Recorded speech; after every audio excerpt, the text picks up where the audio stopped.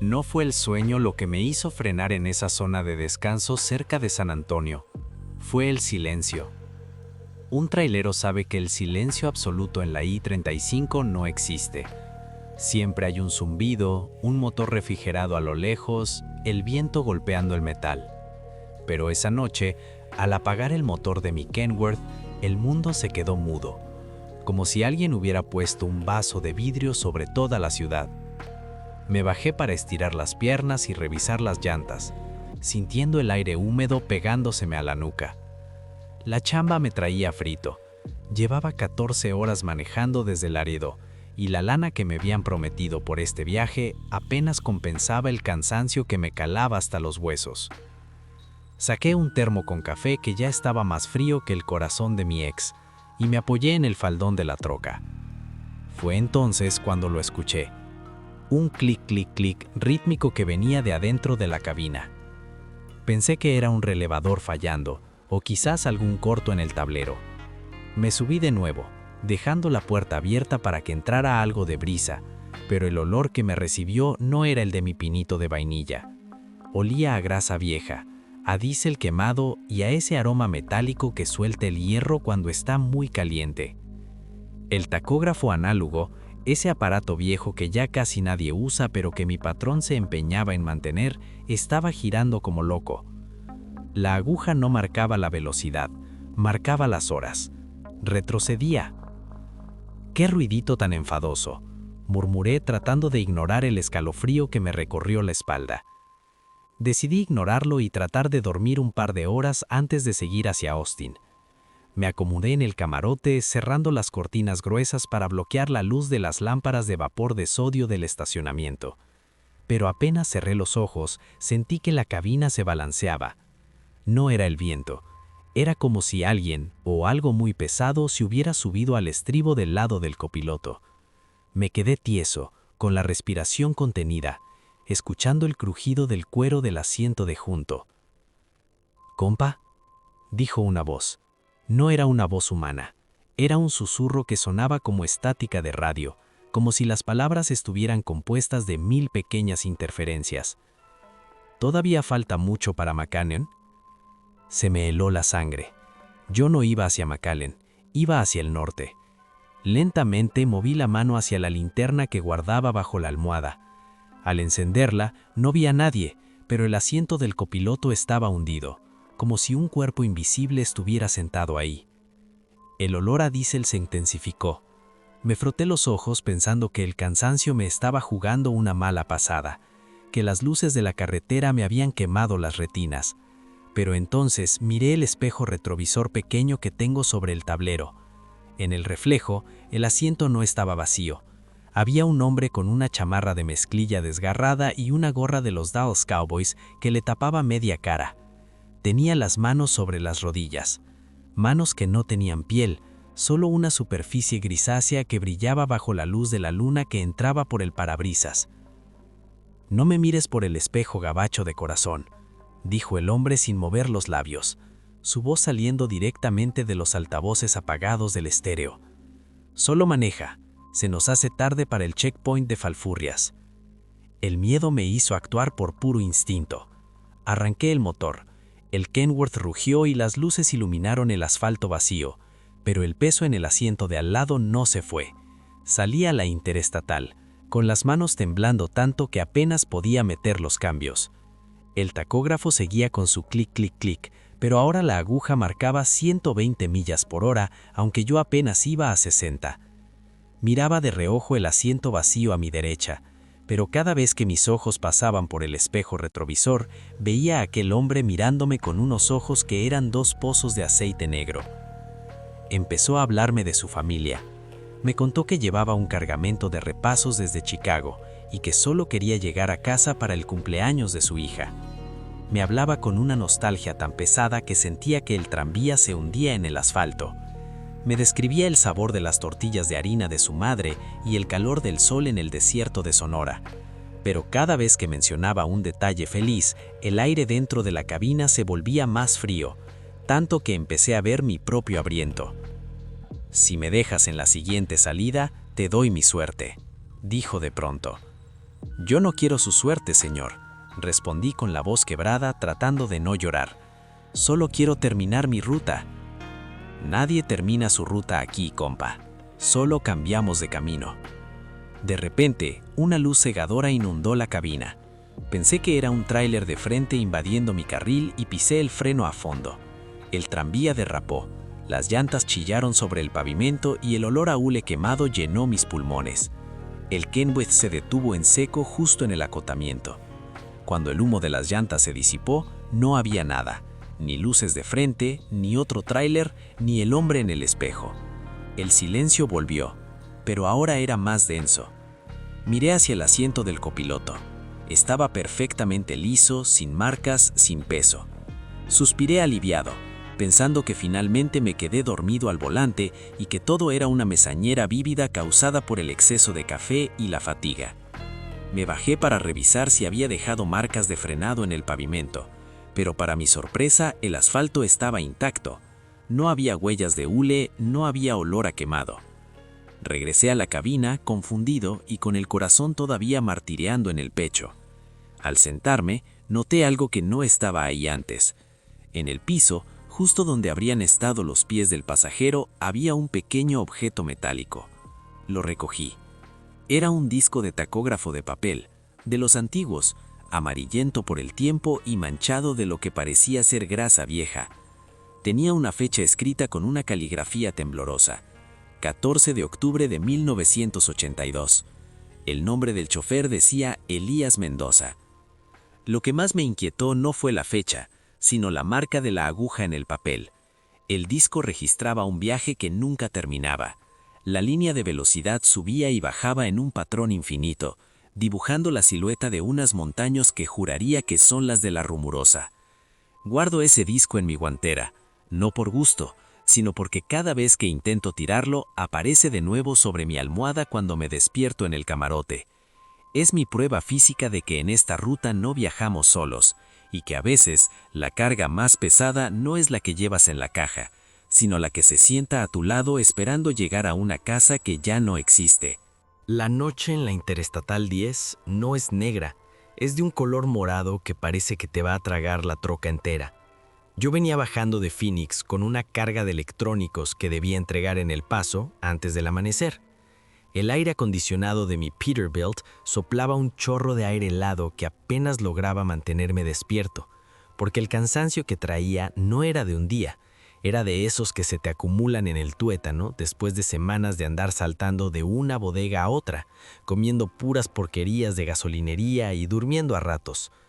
El tablero vibraba suavemente, y el aroma del diésel quemado se colaba por las ventilas, mezclándose con el olor a café rancio que inundaba la cabina. Unas 3 horitas más, compa, ya casi llegamos, me dije a mí mismo para no perder el hilo de la realidad.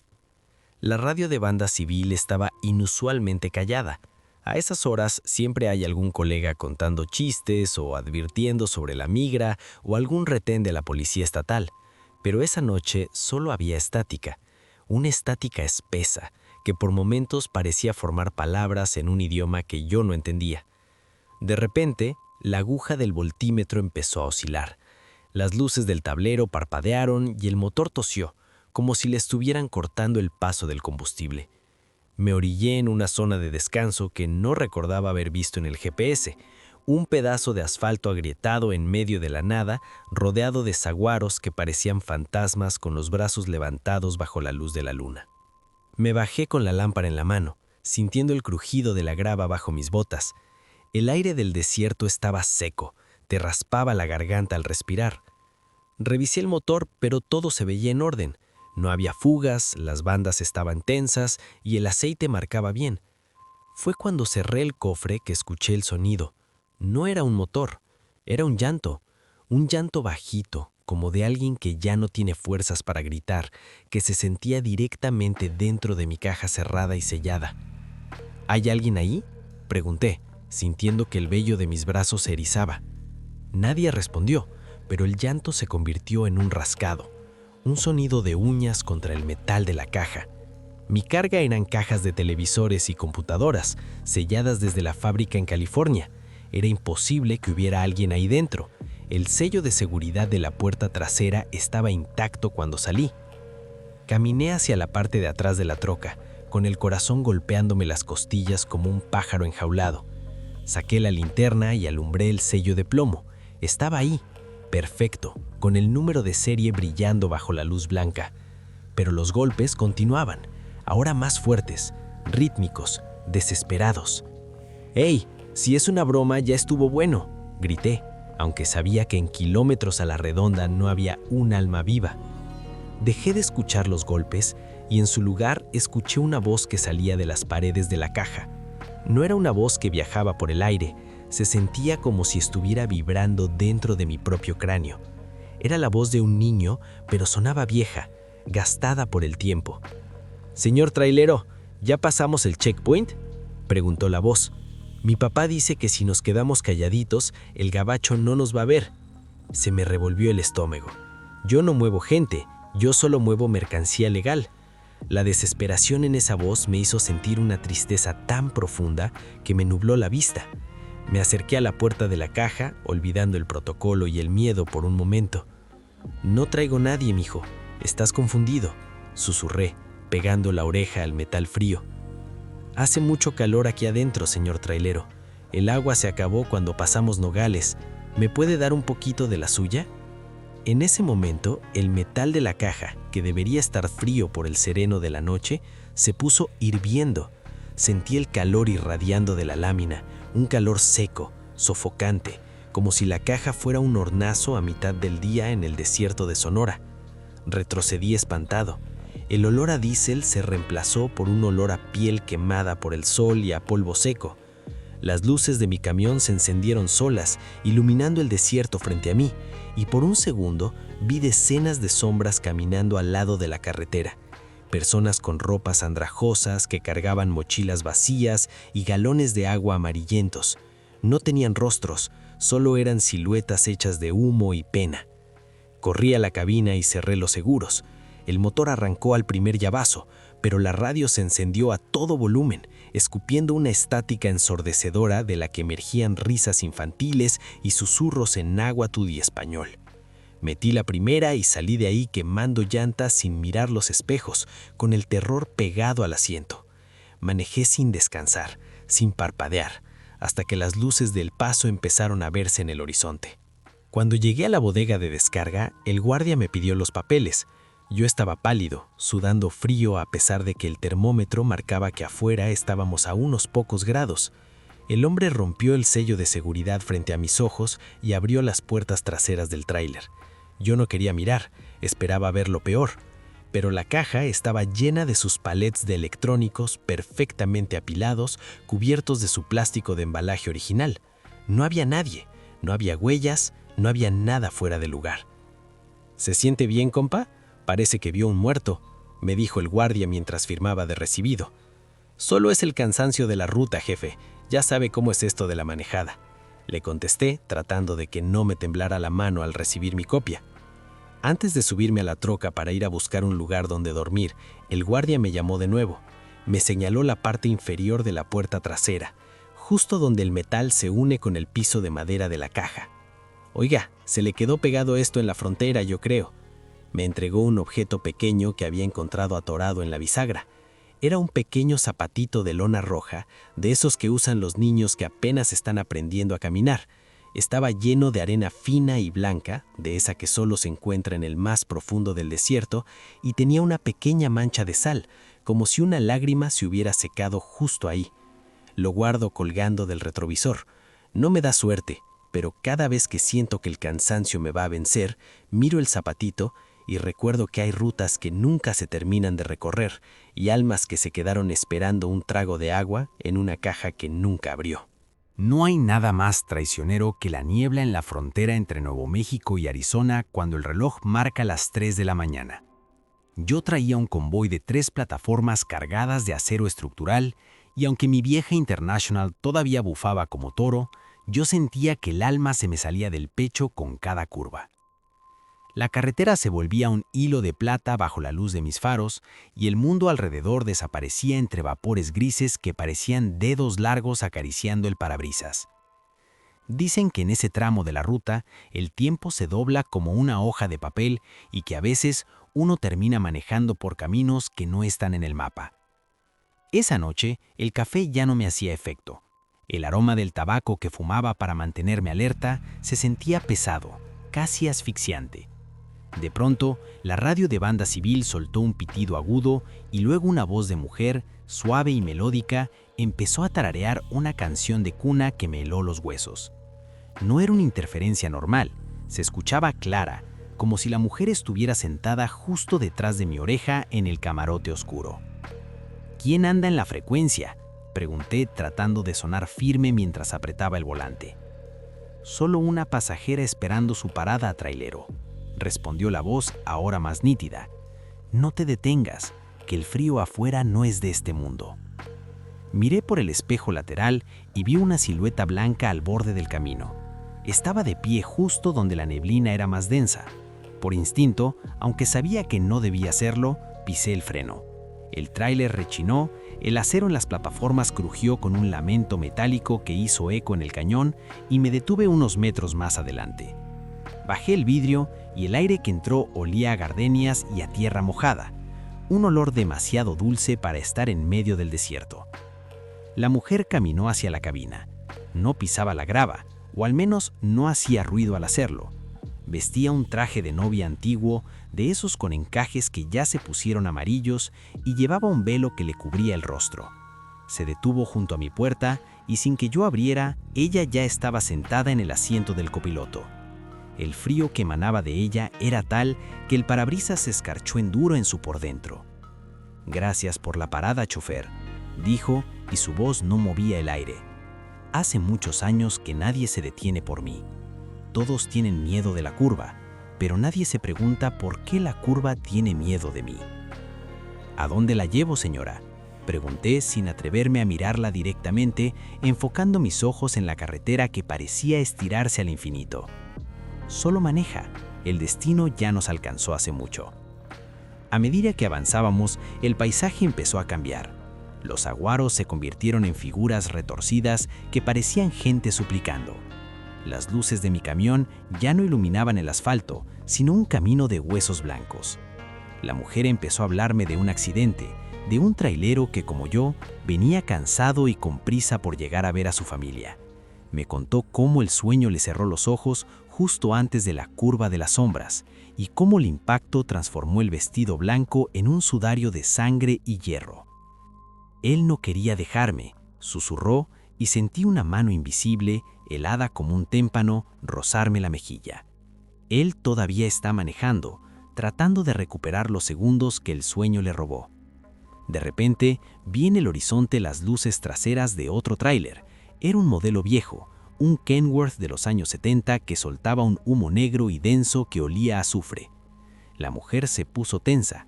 «Ahí está», dijo, con una mezcla de amor y terror. El tráiler de adelante empezó a zigzaguear y yo me vi obligado a acelerar para no chocar contra él. Por más que frenaba, mi troca parecía tener vida propia, atraída por el vacío que dejaba el otro camión. «Dígale que se detenga», le grité a la mujer, pero cuando volví la vista, el asiento estaba vacío. Solo quedaba un ramo de gardenias marchitas y una mancha de humedad en el cuero. El tráiler de adelante se lanzó al vacío en la siguiente curva. No hubo sonido de explosión, ni fuego, ni metal retorcido. Simplemente desapareció en la neblina. Yo logré frenar a milímetros del desfiladero, con el sudor chorreándome por la frente y el motor de mi International apagándose por el esfuerzo. Salí de la cabina, temblando, y caminé hacia el borde. No había rastro de ningún accidente reciente, pero ahí, clavada en un poste de concreto, había una placa de bronce ya verde por la humedad que decía: «En memoria de Elena y Julián, unidos en la ruta eterna, 14 de febrero de 1975». Regresé a la cabina y encontré algo que me hizo perder el sentido por un momento. En el tacógrafo, donde debería estar mi registro de velocidad, había una línea recta perfecta, y debajo, escrita con ceniza, una sola palabra: «Gracias». Desde entonces, nunca manejo en la madrugada por Arizona sin un ramo de flores frescas en el tablero. No es por superstición, es porque sé que en esa curva la soledad es tan grande que hasta los fantasmas necesitan alguien que los escuche antes de que el sol los borre de nuevo. La Interestatal 10 a la altura de Deming es un cementerio de llantas y de ilusiones. El asfalto ahí arriba vibra con una frecuencia que te muerde los nervios y si vas cargado hasta el tope, como yo esa noche, con 30 toneladas de acero, el motor Cummins parece que te va rezando un rosario de quejas. El cansancio era un peso físico sobre mis párpados, una arenilla molesta que no se quitaba ni con las gotas más fuertes ni con el aire helado pegándome en la cara. La chamba en el norte es así, mucha lana, pero te consume la vida 1 kilómetro a la vez. Eran pasaditas las 3 de la mañana cuando la radio de banda civil, que hasta entonces solo escupía estática blanca, soltó un chirrido que me hizo saltar en el asiento. ¿Hay algún compañero en la ruta que necesite un relevo? La voz sonaba lejana, como si hablara desde el fondo de un pozo, pero con una cadencia de Texas muy marcada, un acento de gabacho que masticaba el español con dificultad. El sueño es un cobrador muy necio, compa. No lo deje entrar. Aquí el alacrán en un Kenworth negro, respondí, más por necesidad de oír mi propia voz que por otra cosa. Voy bien, solo con los ojos algo pesados, pero ya falta poco para la parada en Lordsburg. Lordsburg está a 1000 años de distancia si cierras los ojos un segundo, amigo, dijo la voz, y esta vez se escuchó tan cerca que miré por el espejo retrovisor esperando ver una troca pegada a mi defensa. No había nadie. El desierto estaba más solo que un preso en domingo, pero de pronto el olor en la cabina cambió. Dejó de oler a mi pinito de vainilla y a diésel quemado para oler a humedad, a sótano viejo, a esa tierra mojada que sacan de las fosas frescas. Me froté los ojos y cuando los abrí vi que en el parabrisas se estaba formando una escarcha espesa a pesar de que afuera el termómetro marcaba que el desierto todavía guardaba el calor del día. «Mira a tu derecha, alacrán», susurró la radio sin que nadie apretara el botón de transmisión. Giré la cabeza con el corazón martillando en las costillas. En el acotamiento, a la misma velocidad que yo, corría un camión que no proyectaba luces hacia el frente. Era un modelo de los años 50, una bola de fierro oxidada que parecía hecha de sombras y de herrumbre. El chofer me miraba de lado, tenía la piel blanca como la cal y unos ojos que brillaban con un fuego azulado y mortecino. Llevaba una gorra de marca Caterpillar que parecía fundida con su cráneo. «No te duermas», me dijo el hombre, pero no a través de la radio, sino directamente en mi cabeza. «El sueño es un cobrador muy necio, compa. No lo deje entrar». El miedo me pegó un golpe seco en el estómago. Metí el cambio y aceleré, sintiendo cómo el turbo del Kenworth silbaba buscando aire, pero la vieja troca de sombra seguía ahí, a mi lado, sin esfuerzo alguno, como si estuviéramos amarrados por una cadena invisible. El chofer fantasma levantó una mano que le faltaban 3 dedos y cuya carne se veía transparente, y señaló hacia adelante. A unos 100 metros vi mis propias luces traseras.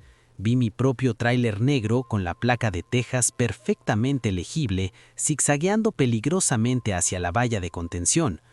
En ese momento entendí, yo ya me había quedado dormido.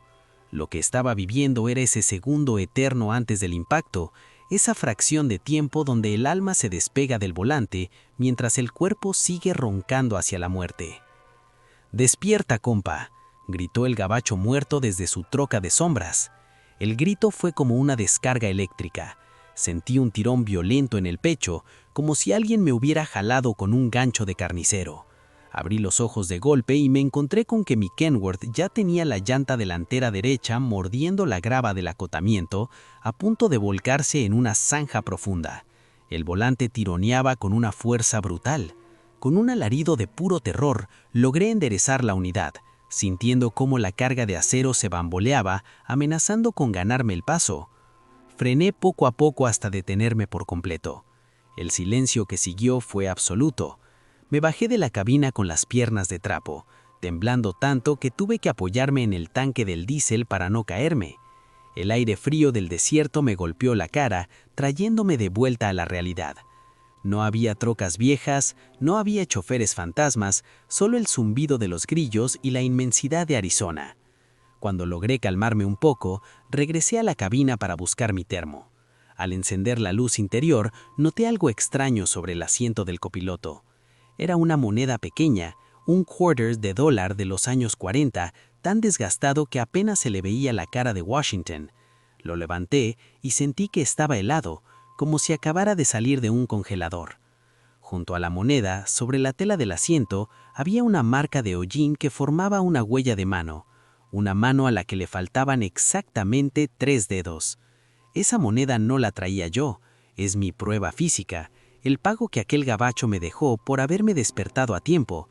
Desde esa noche, cuando siento que el cansancio me gana en la I-10, pongo la moneda sobre el tablero y le pido al viejo chofer que me cuide 1 hora más, porque en esta ruta, a veces los que ya no están son los únicos que te ayudan a llegar. La carretera 57 es la columna vertebral de los que movemos el comercio entre México y el Gabacho, pero después de la medianoche, esa ruta se convierte en un desfiladero de sombras. Yo venía subiendo desde Querétaro con rumbo a Piedras Negras, cargando una caja seca llena de autopartes. El cansancio era un animal pesado sentado sobre mis hombros. Había pasado por San Luis Potosí bajo una lluvia ligera que dejó el asfalto brillando como el lomo de una serpiente, y para cuando llegué al tramo que cruza cerca de Matehuala, el mundo se sentía irreal. El motor de mi Freightliner roncara con un ritmo hipnótico, y el olor a café quemado en la cabina ya no era suficiente para mantenerme en este plano. «Una raya más al tigre, canario», me dije, usando mi apodo de la radio para romper el silencio. Fue entonces cuando lo vi en el haz de mis faros. No era un aventón común, era un hombre viejo, vestido con una chamarra de cuero cuarteada por los años y un sombrero de ala ancha que le sombreaba la cara. Estaba parado justo al inicio de una subida pronunciada, donde la velocidad del tráiler cae y el motor empieza a pedir el cambio de marcha. Lo extraño no fue verlo ahí en medio de la nada, sino que a pesar de la velocidad a la que yo iba, sentí que sus ojos se clavaron en los míos a través del cristal. Sin pensarlo mucho, por esa solidaridad tonta que a veces nos da a los traileros solitarios, frené unos metros adelante. El aire de los frenos soltó un suspiro largo y la cabina se hundió ligeramente cuando el hombre subió el estribo. No esperó a que yo le abriera, simplemente apareció sentado a mi derecha, trayendo consigo un frío que no pertenecía a la noche del desierto. Olía a incienso viejo y a ese aroma dulzón que sueltan las flores marchitas en los panteones después de un día de sol. «Gracias por la parada, compa», dijo el hombre. Su voz no salía de su garganta, era como si retumbara en los vidrios de la troca. La noche se puso pesada y el camino se siente más largo de lo que es. «No hay de qué, jefe», respondí, tratando de no mirarlo mucho. «¿Hasta dónde va?» «Hasta donde el camino se acabe, o hasta donde tú decidas cerrar los ojos». Esa frase me caló hondo. Traté de concentrarme en la chamba, metiendo los cambios con precisión mientras el camión ganaba potencia. El hombre no se movía, se quedaba ahí, estático, mirando hacia el frente con una intensidad que me ponía los pelos de punta. Empezó a contarme historias de la 57, de cuando la carretera era de un solo carril y los choferes se saludaban con respeto. Me habló de accidentes que yo solo conocía por leyendas, la pipa que se fue al barranco en el 84, el choque múltiple cerca de Saltillo donde nunca encontraron el cuerpo del chofer.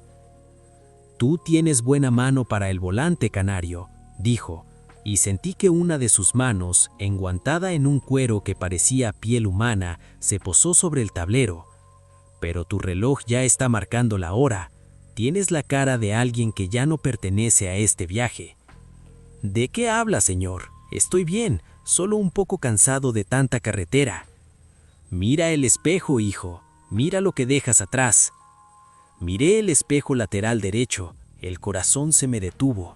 En el reflejo, la caja de mi tráiler no estaba ahí. En su lugar, veía una estela de fuego y metal retorcido que se extendía kilómetros atrás. Vi mi propio camión volcado, con las llantas todavía girando en el aire y el diésel derramándose como sangre negra sobre la maleza. En el reflejo, yo seguía atrapado entre los fierros de la cabina, con la mirada perdida y el radio de banda civil soltando chispas. Grité y pisé el freno a fondo. El Freightliner real, el que yo sentía bajo mis pies, derrapó violentamente. El olor a hule quemado inundó mis pulmones y el estruendo del acero vibrando me ensordeció. Cuando el camión finalmente se detuvo, el asiento del copiloto estaba vacío. El frío se había ido, reemplazado por el calor sofocante del motor y mi propia sudoración fría. Bajé de la cabina, temblando, y caminé hacia atrás. Mi tráiler estaba intacto. No había fuego, ni metal retorcido, ni rastro del accidente que vi en el espejo. Pero cuando llegué a la defensa trasera, vi algo que me hizo caer de rodillas. Atargado en la manija de la puerta de la caja, había un rosario de madera negra, viejo y gastado. Tenía una pequeña placa de plata con una fecha grabada, 26 de mayo de 1992. Esa es la fecha en que mi padre, que también era trailero, desapareció en esta misma ruta sin dejar rastro. El rosario era el suyo, yo mismo se lo regalé antes de su último viaje a Laredo. Jamás se encontró su camión ni su cuerpo. Regresé a la cabina y no pude volver a arrancar. Me quedé ahí hasta que salió el sol, abrazado al volante y llorando como un niño. El rosario ahora cuelga de mi palanca de cambios. Es mi prueba física, el mensaje de un pasajero que no buscaba un aventón, sino darme una última oportunidad. Dicen que en la carretera 57, a veces los muertos se suben a tu troca no para asustarte, sino para evitar que tú también te conviertas en una historia más que se cuenta por la radio en la madrugada. El viento en la frontera no sopla, empuja. Especialmente cuando traes una caja de 53 pies vacía que actúa como una vela, sacudiendo todo el chasis del Freightliner como si fuera un juguete de hojalata. Yo venía de dejar un cargamento de maquinaria en Nuevo Laredo y regresaba a Texas para cargar grano. La noche estaba cerrada, de esas donde ni la luna quiere asomarse por miedo a lo que pasa abajo. El cansancio era una neblina espesa en mi cerebro. Los ojos me ardían como si me hubieran echado arena y el café del termo ya solo servía para ensuciarme los dientes. La carretera hacia el puente internacional estaba desierta. Solo el zumbido de mis llantas sobre el pavimento viejo y el crujido de la suspensión me hacían compañía. De repente, la estática de la radio empezó a tomar forma. No eran voces de colegas, era un sonido rítmico, como el de una marcha militar o el golpeteo de botas pesadas sobre metal. ¿Qué onda con la frecuencia?, mascullé, dándole unos golpes al aparato. Al llegar a un tramo donde el río Bravo corre casi pegado a la carretera, los faros iluminaron algo que no debería estar ahí. Un hombre con un uniforme de la vieja patrulla de caminos, de esos que usaban en los años 70, me hacía señas con una lámpara de mano que soltaba una luz amarillenta y mortecina. Pensé que era un retén, así que empecé a bajar la velocidad, sintiendo el aire de los frenos, pss, pss, mientras metía los cambios hacia abajo. Me detuve a unos metros de él. El hombre se acercó caminando con una rigidez sobrenatural. No traía patrulla, no traía armas, solo la lámpara. Cuando llegó a mi ventana, bajé el vidrio y el olor a lodo podrido y a agua estancada inundó la cabina, borrando el aroma del diésel. El oficial tenía la cara hundida, la piel grisácea pegada a los huesos del pómulo y sus ojos eran dos canicas blancas, sin pupila, que reflejaban la luz de mi tablero. «Chofer, la ruta está cerrada», dijo con una voz que sonaba como si tuviera la garganta llena de tierra. «¿Cerrada por qué, jefe? No vi ningún aviso atrás», le contesté, tratando de que no notara el temblor de mis volantes sobre el piel. «Hay un bloqueo adelante, un bloqueo de almas que no quieren que pases. Si cruzas ese puente antes de que el gallo cante, tu carga no va a ser lo único que se quede en el gabacho». El oficial se alejó de la puerta y se quedó parado frente al camión. Yo estaba confundido y con los nervios de punta. La landa me urgía, la chamba no espera y el patrón es un perro si te retrasas. Decidí que el policía era solo un loco o un indigente del río. Metí primera, solté el embrague y aceleré. Lo vi por el espejo retrovisor. El hombre no se movió, simplemente se desvaneció en el aire como si fuera humo de escape. Apenas avancé 1 kilómetro cuando el camión empezó a ponerse pesado. No era el motor, era como si alguien estuviera colgándose de la parte trasera. Miré la cámara de reversa y lo que vi me hizo soltar un grito que se me quedó atorado en la garganta. Decenas de manos blancas, manos de gente ahogada, estaban saliendo de la orilla del río y se aferraban a mi caja seca, trepando por el metal, dejando marcas de barro y sargazo. El tráiler empezó a patinar, las llantas traseras echando humo pero sin avanzar. «¡Déjenme pasar! ¡Por el amor de Dios!», grité, golpeando el tablero. La radio se encendió sola. La voz del oficial volvió a sonar, pero ahora gritaba: «Cierra los ojos y no frenes, maneja por fe, no por vista». Cerré los ojos, apreté el volante con todas mis fuerzas y le pisé al fondo. Sentí que el camión atravesaba algo denso, como si estuviera manejando a través de agua o gelatina. Los gritos de las ánimas afuera golpeaban las paredes de la caja, un sonido de lamento que me hacía querer arrancarme las orejas. De pronto, un golpe seco sacudió toda la unidad y el Freightliner recuperó la tracción, saliendo disparado hacia adelante. Cuando finalmente me atreví a abrir los ojos, ya estaba cruzando las luces del checkpoint. El oficial de migración, un tipo gordo y aburrido, me pidió los papeles. Yo estaba empapado de sudor, pálido como un muerto. «¿Trae algo que declarar, compa?», me preguntó mientras revisaba mi visa. «Nada, jefe, solo un susto en la ruta». El migrante caminó hacia la parte de atrás de la troca con su linterna. Cuando regresó, tenía una expresión extraña en la cara. Me entregó mis papeles y me hizo una señal para que avanzara, pero antes de irse, golpeó la puerta con los nudillos. «Debería lavar su unidad antes de entrar a San Antonio, amigo. Trae toda la parte de atrás llena de lodo y de algo más». Cuando llegué a la primera gasolinera en Texas, me bajé a revisar. La parte trasera de mi caja estaba cubierta de un lodo oscuro que olía a río muerto. Pero lo que me heló la sangre fue lo que encontré atorado en el seguro de la puerta. Eran un par de insignias de metal, oxidadas y carcomidas por el agua, de las que usaban los patrulleros de caminos hace 40 años. En una de ellas se alcanza a leer un nombre: Sargent Mendoza. Guardo esa insignia en mi caja de herramientas. Es mi prueba física de que en la frontera los que cuidan el puente no siempre están vivos, y que hay noches donde el mejor relevo te lo da alguien que ya no tiene camino que recorrer. Cruzar el desierto de Sonora por la noche es como manejar sobre la superficie de la luna. Un vacío inmenso, gris y silencioso que te va comiendo la cordura. Yo traía un cargamento de fruta desde Sinaloa con rumbo a Chicago, y para cuando pasé Nogales, el cansancio ya no era un sueño normal, era una alucinación que me hacía ver sombras bailando en la orilla de la I-10. La chamba me traía bien correteado, sin dormir más de 3 horas seguidas en los últimos 3 días, y la lana que me urgía para la operación de mi jefecita era lo único que me mantenía con el pie pegado al acelerador. El aire acondicionado de mi Kenworth zumbaba con un tono monótono que me arrullaba. El olor a diésel y a cartón húmedo de las cajas de frutas se mezclaba con el aroma del tabaco que fumaba sin parar. De repente, sentí que la cabina se ponía pesada, como si el aire se hubiera vuelto de plomo. Escuché un suspiro corto, infantil, justo a mi derecha. «¿Ya llegamos a la ciudad de las luces, señor?», preguntó una vocecita dulce, pero que sonaba como si viniera de muy lejos, bajo el agua.